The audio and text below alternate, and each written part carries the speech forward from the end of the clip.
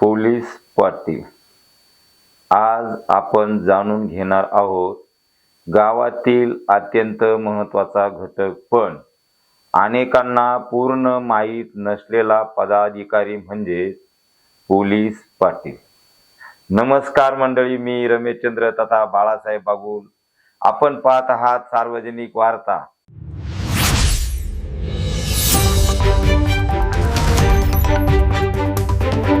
चला तर मग सविस्तर जाणून घेऊया.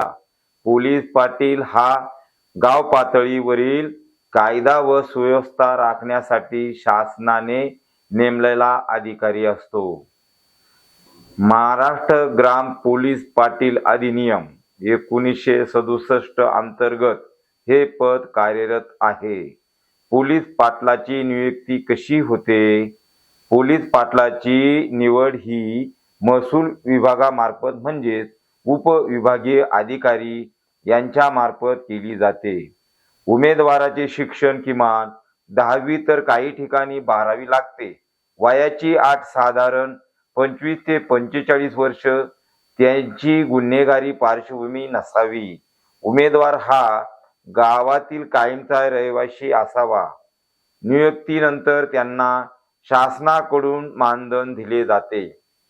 पोलीस पाटलाचे मुख्य कामे: गावात कायदा व सुव्यवस्था राखणे, भांडण, वाद, तंटे यांची माहिती तात्काळ पोलीस ठाण्यात देणे, संशयास्पद हालचालीवर लक्ष ठेवणे, गुन्ह्याची माहिती देणे, चोरी, मारामारी, अपघात, आत्महत्या, मृत्यू इत्यादी घटनांची नोंद करून पोलीस प्रशासनाला कळविणे, पंचनामावेळी मदत करणे, पोलीस तपासासाठी आवश्यक माहिती व मदत करणे, सरकारी आदेशांची अंमलबजावणी करणे, निवडणुका, जनगणना, लसीकरण मोहीम यावेळी प्रशासनाला सहकार्य करणे, नैसर्गिक आपत्तीवेळी मदत करणे, पूर, दुष्काळ, आग लागणे अशा प्रसंगी तातडीची माहिती देणे.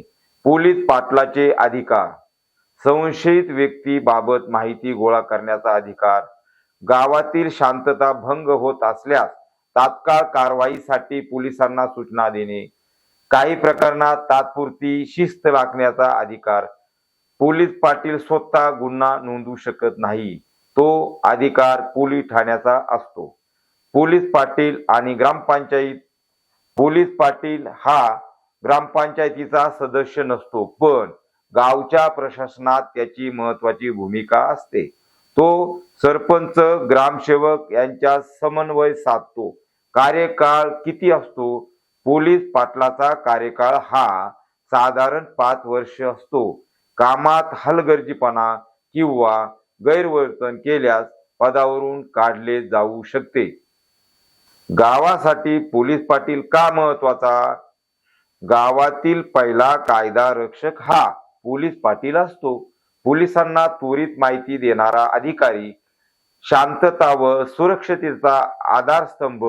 गाव सुरक्षित राहण्यासाठी पोलीस पाटील, ग्रामपंचायत आणि नागरिक यांचे सहकार्य अत्यंत गरजेचे आहे. तर मंडळी, गावाच्या सुरक्षिततेसाठी पोलीस पाटलाची भूमिका अत्यंत महत्वाची आहे.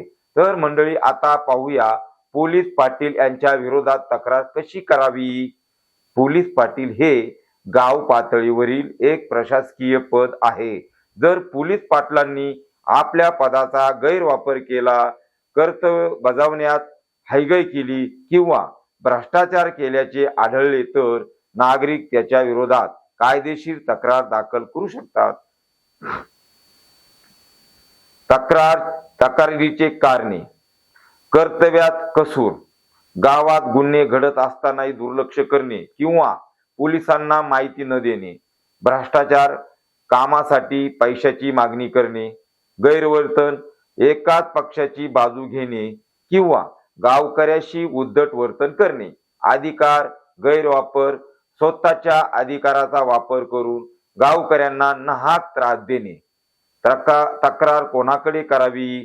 प्राथमिक तक्रार संबंधित पोलीस स्टेशनच्या प्रभारी अधिकाऱ्याकडे द्यावी. मुख्य तक्रार प्रांत अधिकारी यांच्याकडे करावी. गंभीर तक्रार जर प्रांत अधिकाऱ्याकडून योग्य दखल घेतली गेली नाही तर जिल्हा अधिकारी यांच्याकडे तक्रार करता येते.